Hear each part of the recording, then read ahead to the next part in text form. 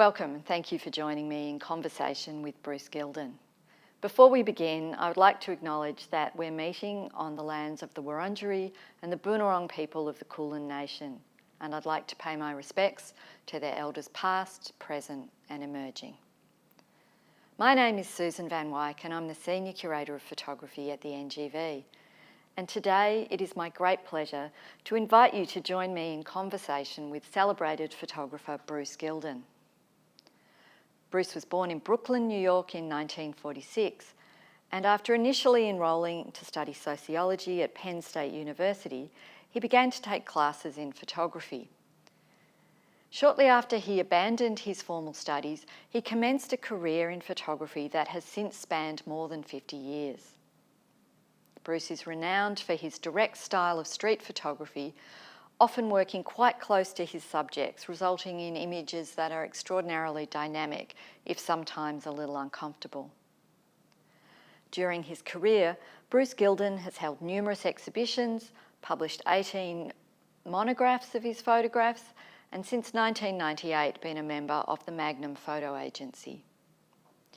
In the 2020 NGV Triennial, we are showing 4 photographs from Bruce's extended project, Faces. Photographed in extreme close-up and printed on a large scale, the portraits show every line and blemish on the subject's faces, and they draw our attention immediately to the lack of facial symmetry and perceived imperfections that mark each of us as individuals. It's a body of work that has attracted champions who see the photographs as determinedly showing people as they are, and critics who express concern that they are capturing their subjects unawares. It's my pleasure to welcome Bruce Gilden, who is joining us from Beacon, New York, to discuss this remarkable body of work. Thanks for having me, and Thank you for doing this for us. It'll be a really fantastic thing for all of our visitors, and I'm just sorry that you weren't able to be here in real life. well, I was there once, you know. So I guess for our audience who may or may not know your work so well, it would be great if you could begin to tell me something about why you came to photograph. Well, I was at university and, college. I think I was about 2.5 years in of a 4-year degree program, and I wasn't really going to use my degree for anything. So I decided to quit, and I studied acting and photography. So I figured acting, since I'm a little bit of a character, would be quite interesting for me. And photography, the only reason that I studied that was it was in vogue. I'm not a trendy person, but they had the film blow up, which I don't like as a film. Okay, I should make that clear. I'm not a big fan of Antonioni as a director. So I took photography courses along with the acting at night. And what happened with the acting, after about 2 months, my teacher, who was a quite famous character actor, couldn't make it one night, and his assistant, who was a big strapping guy, got up and he did Shakespeare. And I said, wait a second, with my Brooklyn accent, forget it. So I dropped out. And with the photography, I had never done anything really for myself except play sports. I was a pretty good athlete. And I took to it. I mean, I was so uninformed that I didn't even know when I put the camera to my eye that that's what you saw, was what you're getting. So I was really a novice, a total novice, but I fell in love with it. I did something myself. I developed a film, I made prints, and I've stuck with it for 55 years.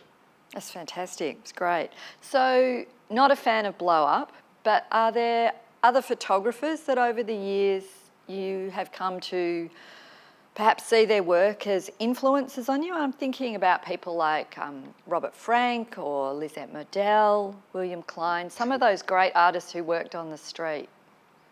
Well, I don't think Lisette Modell really would be, I wouldn't consider working on the street that much, but she was probably my largest influence.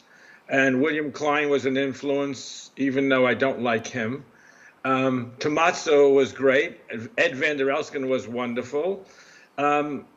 those are probably my four strongest influences. But I learned by looking, basically self-taught. I would get all the magazines, and I have a pretty large, extensive book collection. And I would look at photographs, and I would try to figure out where somebody stood, what lens they used, of course, with pictures that I was attracted to. And I learned my photography that way. Yeah. And then eventually all those forces came together and I became Bruce Gilden. So no longer was I, part of this, part of that, part of that. I found my own way. But that takes time.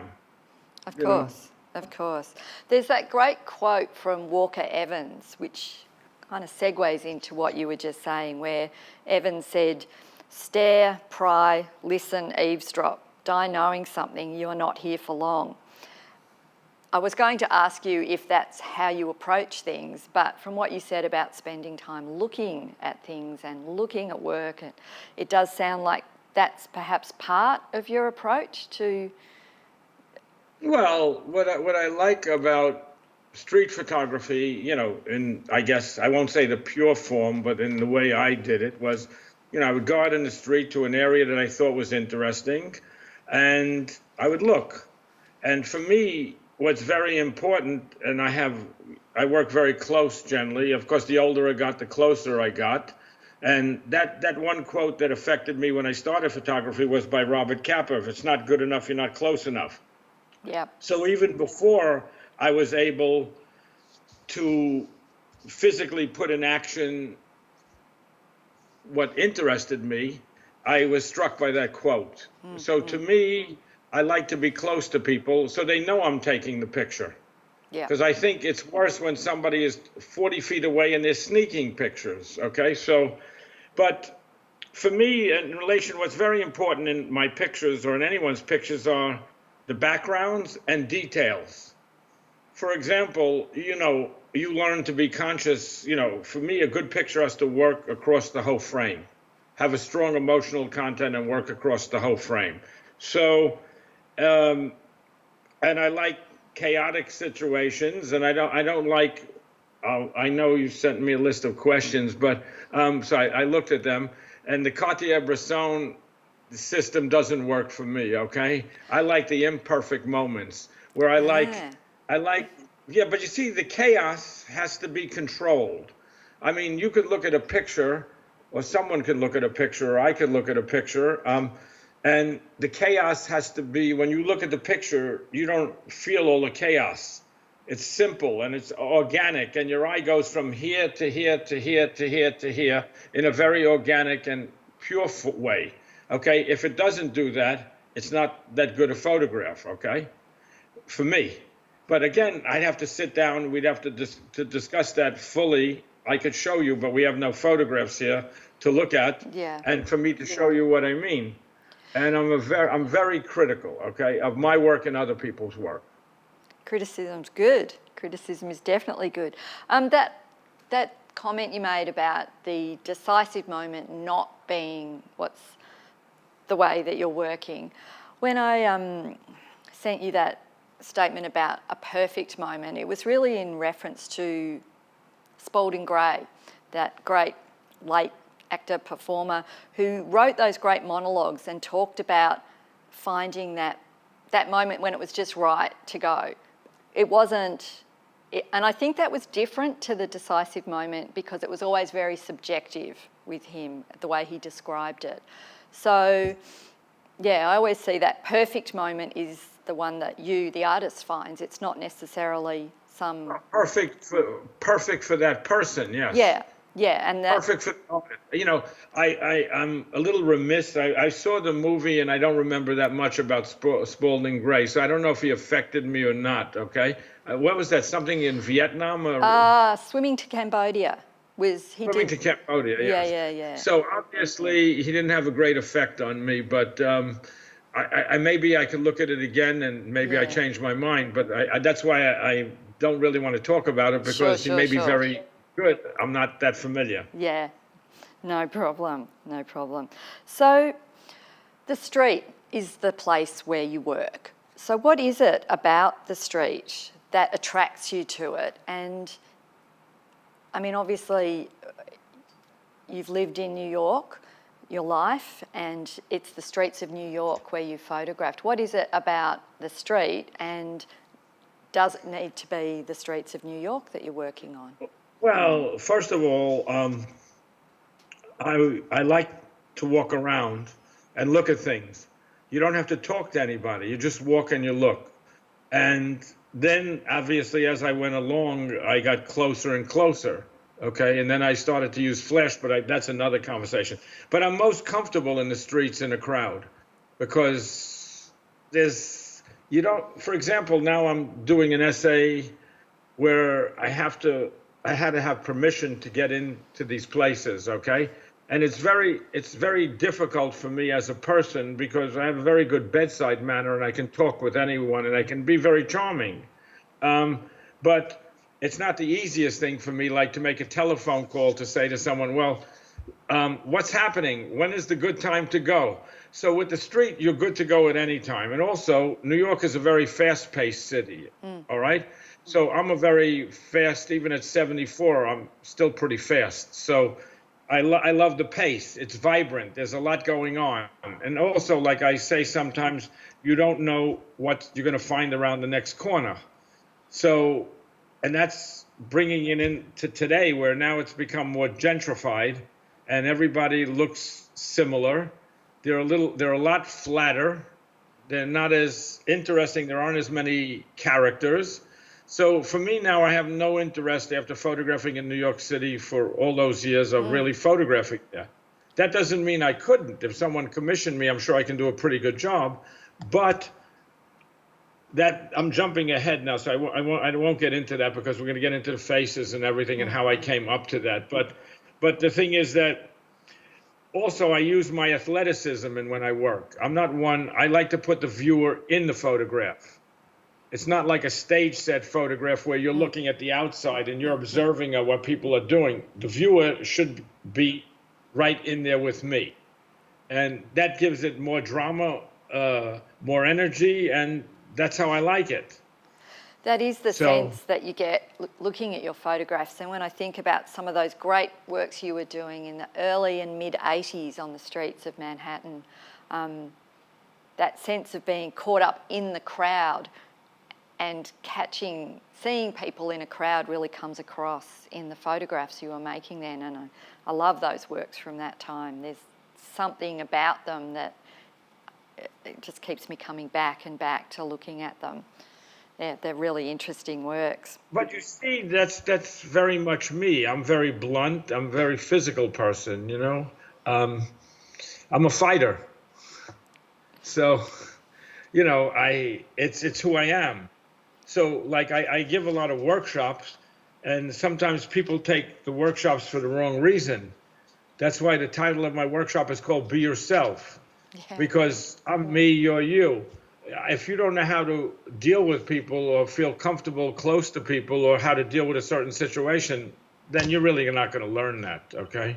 Yeah, because sure. Sense, you know, it's about comfort. Like someone can do something that someone else can't do, or someone can do something that I can't do, but they're comfortable doing it. So I do what I'm comfortable in doing, you know? So that's where you find your perfect moment. Yeah. Yeah, great. Exactly. So you mentioned before that you started using flash in your photography. Why was it that you moved to working that way? Well, you know, I just did a book last year. I don't know if you saw it, called Lost and Found. Yep, I did. Okay, but you know, I think I'm a good editor of my work, but I missed all these pictures. But the reasoning behind that, I think, is because I didn't miss any of the gems, okay? I have a lot of good ones in there. I think it's a very even book and a very good book, and there's very good photographs in there. But I'm so critical that I probably was into the drama at the time of switching over to flash, that ones that didn't have as much drama, and maybe just a drop off to me, they weren't perfect in their imperfections. Yeah. I didn't look at. So, but what happened was, I seem to recall at that period, when I first started to use flash, and I didn't use it all the time, I was developing my own film, and I would let 400 or 500 rolls go by, and then I would start to develop. And then Wow, I that's a noticed, lot of rolls of film. yeah, because I hated developing. That's why I'm not a good printer, and I wasn't a good developer either. But so then I looked at all these films, and I noticed that, wow, there's so much sun and shade, in the pictures that I had to use flash, because by time there was too much interference Yep. in me being able to make a good picture. So then I said, that's definitely, I'm going to start using flash. And I also like film noir. It's more dramatic. I like shadows. I also like to emphasize the main subject. So with the flash, you're able, since I hand hold the flash, okay, so I know where to put it. I'm very agile. So I know where to put it. I put it where it has to be, okay? And that's how I came about using flash. But the situation with me is, it's like with the faces. I wanted to do those pictures 25 years ago. It takes me 20 years to do something because I'm not a technician and I'm afraid to change. So then eventually things happen and I change, Yeah, That's okay. Okay. So if New York is no longer the city that it was for you for photographing, are there other places in the world where you've worked? Melbourne, no, just kidding. But for example, I was in Johannesburg and Hong Kong, I don't know, about 6, 7 years ago, because I had a commission from the French transportation system, RATP, and I was in both of those places for 4 days. So I did some pretty good work in 4 days. It's a book that they put out that there was only a very limited number for sale. And I would gladly go back to those places. I'm sure Vietnam would be pretty good, because those places would be fresh for me. It's not like the same guy with the cigar on 57th Street or the woman with the teased hair. Okay, they're different, because the people in my photographs are not those people. They're symbols for what I see, and I'm photographing myself all the time. So that's why you can probably drop me from an airplane somewhere and I'll find something. Okay. Okay. So when you say you're photographing yourself, what do you mean by that? Well, it's always a similar type of picture. It may look a little different, but it's always, I'm for the underdog. I'm for people that aren't in the mainstream. I'll always find, and I'm comfortable with those kind of people. And I think a lot of those kind of people trust me because they realize I'm pretty honest and blunt. And I say things, I don't candy coat things. I say things to people that I don't know that some people would look at me and say, how the hell did you say that to that person? And to me, I'm very comfortable. And, it's just a feeling you have. I read people very well. It's interesting when you talk about that because other photographers I've met over the years, and I'm thinking here of an Australian photographer, Rennie Ellis, who did a lot of work on the street in Melbourne in particular back in the 70s and 80s and even into the 1990s, was able to talk to anybody, was charming and could walk up to someone, and for that period of time that they're together, they were in quite a close relationship. And it might be for a minute, it might be 5 minutes, it might be a day, but it's that capacity to engage with people that seems to me to be a really fundamental tool of so many photographers. Yes, but you have to understand, you don't have to understand, but this is the truth, that all the pictures that you see in the early New York books, I never spoke to anybody. Okay. If someone spoke to me, I'd speak to them. Or for example, if I'm going to take a picture of someone with the flash close, I might make a comment, oh, that's beautiful, or something, to make people, or make quick eye contact to make sure that I think that they're okay with it. Okay. All right? Yeah. There's for example, I remember when I was photographing for the Archive of Modern Conflict in London, we did a book on London. I remember these football supporters in Oxford Circus, they were drunk. And they looked pretty good, and they were big and beefy, and here I am, 66 years old or something like that. But I wanted his picture. but also, I'm not going to die for a picture. Okay. So the thing is, um, I made a quick eye contact with him and I felt like it's okay. And I took the picture and then we got into a dialogue and I asked him, you going to the match? Because I like football, soccer. And I said, I guess you're a West Ham supporter or what? He said, yeah. And, we get into a whole Yeah. dialogue, 5 minutes or something, but it's being able to read people and to know when you can do something and when you can't. Okay. And obviously nobody is always 100% correct, but I think I have had a pretty good record through the years. Yeah. Because I take the pictures because I'm not because I'm going to make any money at it. It's because I see something that's interesting to me and I'd like to record it. And, and for me, that's a good enough reason, And sometimes I wonder why all these people get up in a lather of what you do. I mean, for many years, people smoke cigarettes in the street. They don't ask me if I care, if they're smoking and they're ruining my health. Sure. I'm not going to go further on that subject because we'll be here all night. Okay. Okay. So, after such a long career, you're really recognised as a master of street photography. And in the works we're showing here in Melbourne in the Triennial, from that large series Faces, they're quite different. They look quite different to your earlier work. So do you still see these as having a relationship to that lineage of street photography? Or are they something else? No, that's, look, I've thought, not all the time, but quite often, about what is street photography. Okay, does it have to be done in the street? What are the parameters? All right, and I can't tell you, I can't come up with a definition. All right, but in my guts, someone asked me that for a book in England, and I said when you can smell the street and feel the dirt. Okay, but to me that's important. All right. Now, having said that, is a house in the street, for me, a street photograph, just a barren house, okay? My ex-assistant was pretty smart. For him, it isn't. For me, it can be, okay? Now, if you ask me about Faces, I don't really look at that as street photography because my inspiration was, as the lady had written in the catalog, mugshots, okay? Because I find the mugshots were so unbelievable. And these are anonymous photographers that do these, some of the best work in the 20th century in photography. I mean, they're incredible. They are. So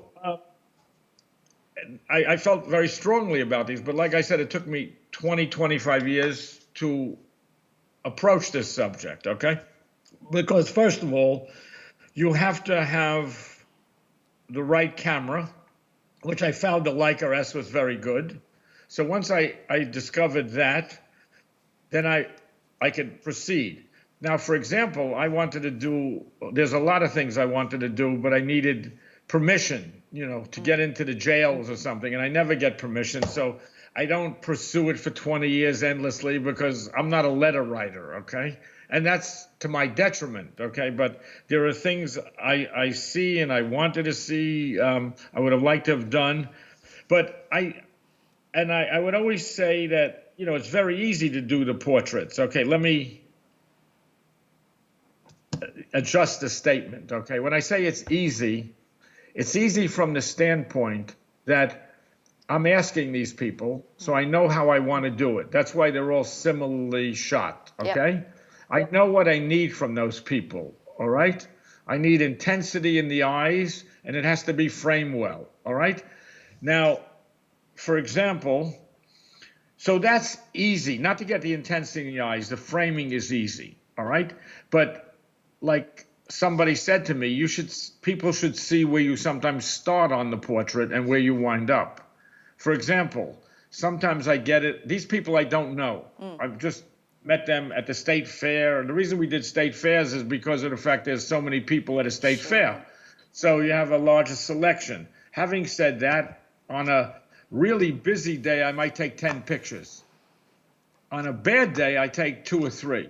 Okay. So, and that doesn't mean they're all good. So now there are some pictures that when I see the person, I know all I have to do is take the picture. I mean, I call that, that's like top shelf, okay? That doesn't happen very often. Most of the others could make a good picture, may not, all right? And then I look, I get the person. There are times I tell the person, listen, I'm sorry, but I don't think it's going to work. You're too beautiful, or you're too nice, or you're too this, or you're too that. You don't have the intensity, or what have you, the shape of the face, anything. Okay. So there is a lot of work that goes into it, but it's easier to do because you already have the canvas. Okay.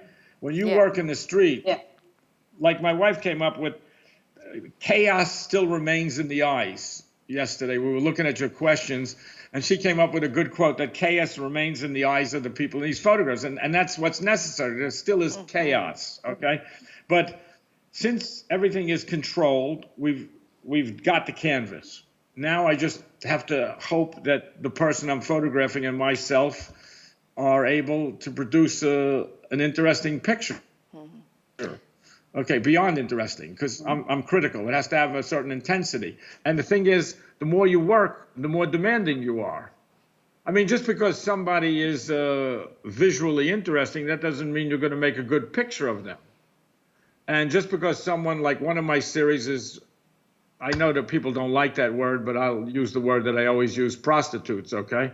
I know everyone likes sex workers, but prostitutes on heroin, okay? So I've done a huge series on that, which I'm still continuing. And what's interesting about this, with the large Me Too generation here now, I've never had a comment from some woman like saying to me, wow, that's interesting that you're dealing with all these women that are victims, whether of their own volition or from someone else, okay? And these are women that are at, like sort of way down on the scale, okay? And I find them beautiful because also my mother was a prostitute. So, and my mother committed suicide. So I have an empathy for them.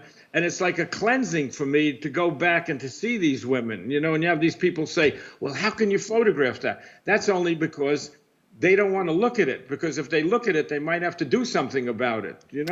It's fascinating to me because but the thing is, you also have to understand that my pictures come from my soul. When I was 5 years old, I liked the strangest wrestlers. I've always liked things that are not ordinary. I wanted a monkey. I wanted to be a boxer. I wanted to play the drums. There's all these chaotic things and things that aren't your average person would desire to do or have or be. So they're very natural for me. Sure. And to me, photography is visual. And I don't have to explain myself to anybody why I do something.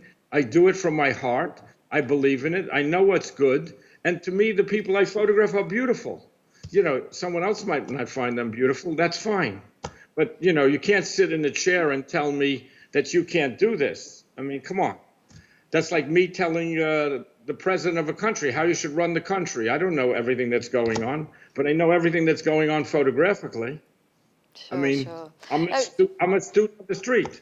That's a really interesting description that Sophie came up with about chaos in their eyes in the subjects, because those photographs have such an intensity, and the gaze of your subjects doesn't, as a viewer, because I walk past them every day now that they're up on the walls, and I look at them, and it's that thing about you can't look away from the eyes of the subjects in those photographs. It's really interesting, and I keep finding that I'm having this experience that because I walk past them every day and I see them every day, I see something different about them. You don't run past them. What's that? You don't run past them. No, they're part of my day now. They're like familiar friends. You see them, and it's interesting how the way I see them is changing because I'm becoming more and more familiar with them. But it is very much about the eyes, as you mentioned. Yeah. No, but I have to say something else. There was some photographer in Magnum who I like, okay, who asked me to see the book face. And he looked at it and he really dismissed it, okay? I don't offer to show my books or pictures to anybody, okay? If you come to me and you say, it's just, I don't have to show anyone. I did it. I know it's good. I know it's not as good. And he said to me, oh, he had trouble with the pictures. And then he saw him at the Barbican Yeah. in larger prints than you're going to get, okay? 48 by 72 inches. And he came to me, he said, Bruce, these are incredible. He said, the detail is better than an 8 by 10 camera and the pictures are incredible, okay? But that's how they're supposed to be seen. They're supposed to be seen large. And you see, when look, like there's an old street saying, I come from an old blue-collar racketeer type family, so I get all the expressions of the street. And, you know, the question is, the problem is not what they say about you, it's when they stop talking about you. I don't think you need to worry about that in the near future. I think we're going to be No, talking no. about you for a little while. Yeah, look, it's Well, great. but no, but the thing is, those pictures are done, look, because it's me. You know, they're not done for any other purpose, okay, than anybody. Maybe it's because of how my father treated me as a young person, so I had to prove to him that I have worth, okay? So I stayed with something, and I stayed with it, and I stayed with it, and I believed in it, and I believed in it, and I believed in it. And it doesn't matter what anybody says. I'll continue. And my wife is a testament to that. They say to her, how do you live with him for 29 years? We're giving her a medal. It's too bad you won't be here this June. No, just kidding. Send me a picture. Look, it's been great to have this chance to chat with you, Bruce. I'll just ask you one more question, and then I'll set you free for your evening. You mentioned Capa, Robert Capa, and the quote about if your photographs aren't good enough, then you need to get closer. I don't know that you can get any closer than you are in this current series. So what next do you think, or is this the next 20 years? I enjoyed your question because I've been thinking about that, not too much, for the last 3 or 4 years, okay? Because how do you get closer than this? There's only 2 routes open to me, I'd say. One is to do details, which then would become sort of abstract, okay? Which I don't know.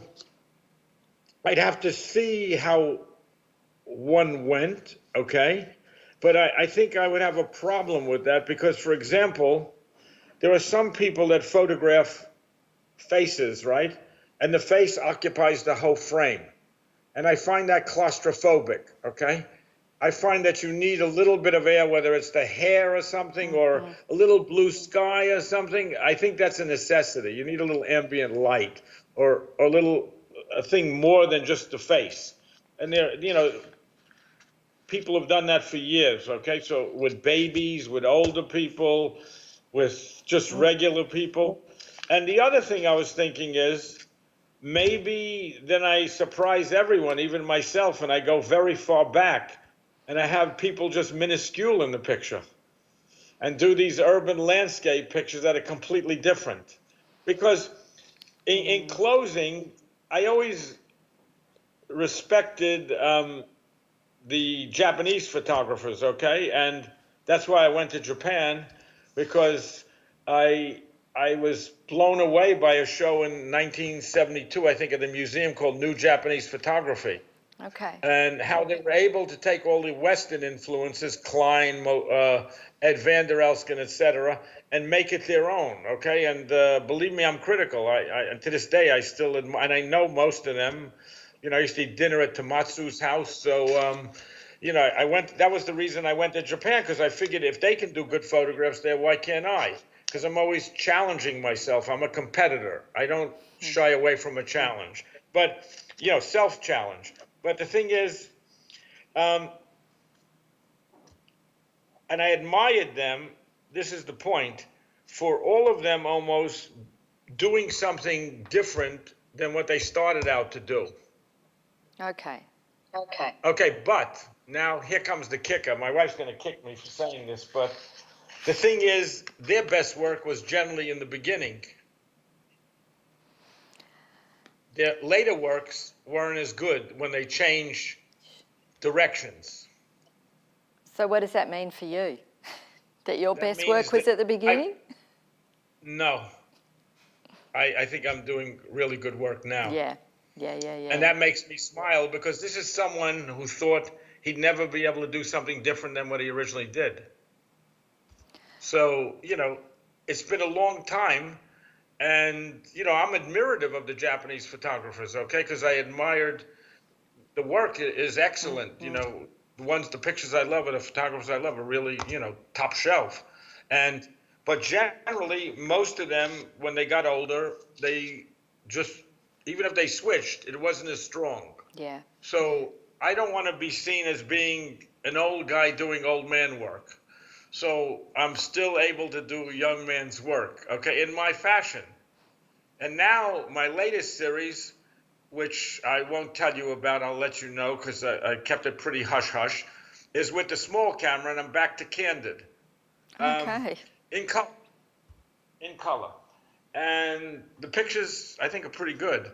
But the reasoning for this is now everybody's wearing a mask, so I can't really do faces. It's very hard. Yeah. Well, of course, the world changed on us quite suddenly, didn't it? Yes, but I'm going to go to do the women on drugs, and I'm going to continue. I'm going to start maybe in a few more weeks again. We'll see. Great. Well, thank you so much, Bruce. It's fantastic to hear what you've got to say about your work and your career. And I think I can speak for everyone when I say we're all looking forward to seeing what you do next. So thank you. Thank you, Susan. Thank you. Thank you very much. And hopefully at some point we'll actually get to meet one another. One day, maybe. Okay. That would be great. Okay, thanks so much, Bruce. It's a long trip. Thanks. Bye. Thanks.